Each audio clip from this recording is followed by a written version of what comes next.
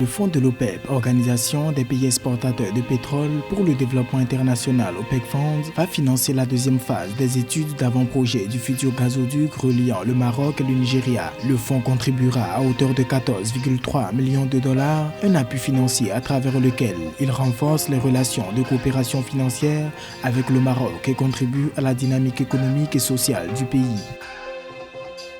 La société tunisienne de réassurance annonce des produits financiers en progression de 17% au premier trimestre 2022. Les primes nettes ont connu une baisse de 4,531 millions de dinars à 38,575 millions de dinars contre 43,106 millions de dinars à fin mars 2021, pendant que les charges d'acquisition nettes ont enregistré une baisse de 49%. Madagascar a exporté 2357 tonnes de vanille pour la campagne 2022 selon les statistiques officielles. En dépit de la crise sanitaire mondiale, la filière vanille, principale pourvoyeuse de devises, devrait connaître une évolution significative à long terme.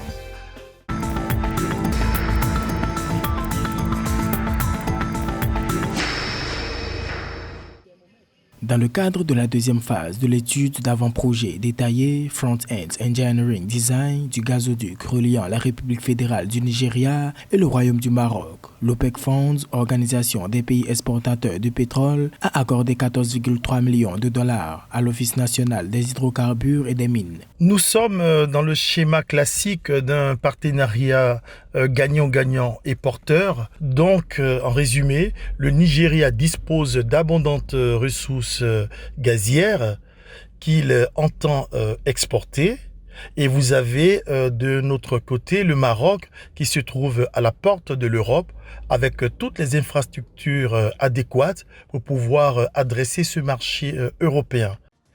Ainsi, le fonds de l'OPEP et la BID deviennent cofinanceurs de cette étude qui vise l'élaboration de la documentation pour l'exécution du projet, ainsi que la finalisation des analyses techniques, financières et juridiques y afférentes. Ce projet Nigeria-Maroc est très important pour l'Afrique parce qu'il faut comprendre que principalement le marché européen était alimenté, enfin est toujours alimenté par l'axe venant de la Russie. Et aujourd'hui, l'axe Nigeria-Maroc apporte une alternative à cette offre. Donc ça, c'est vraiment très important du point de vue géostratégique. Et les perspectives financières et aussi le développement pour l'Afrique vont de soi. Pour rappel, le projet du gazoduc Nigeria-Maroc découle d'un partenariat entre les deux pays, initié et acté par l'accord de coopération signé en mai 2017. Sur 7000 km de long, le futur gazoduc devrait traverser 13 pays d'Afrique de l'Ouest et permettre aux pays de la région d'accélérer leur électrification et promouvoir leur autonomie énergétique.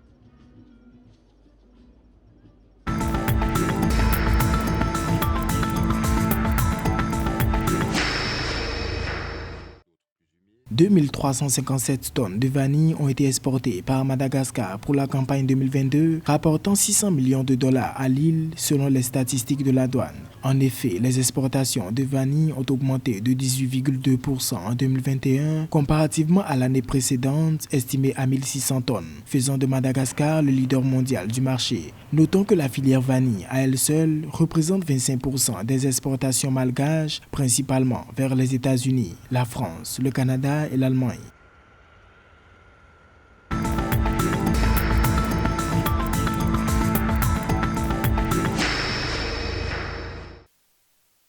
La direction de la société tunisienne de réassurance Tunis RE a annoncé à l'issue du premier trimestre 2022 des produits financiers en progression de 17% par rapport au premier trimestre 2021. Ils sont passés de 5,749 millions de dinars au 31 mars 2021 à 6,743 millions de dinars un an plus tard. Les primes nettes ont connu une baisse de 4,531 millions de dinars à 38,575 millions de dinars contre 43,106 millions de dinars à fin mars 2021.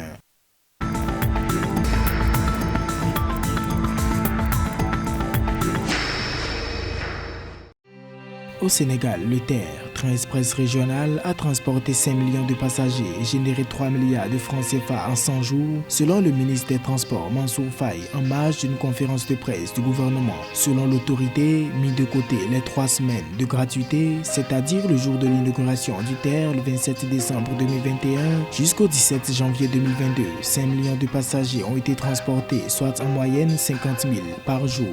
Les 3 milliards de francs CFA traduisent à cet effet la satisfaction des usagers qui ont vu leur quotidien changer en termes de gains de temps et d'économie.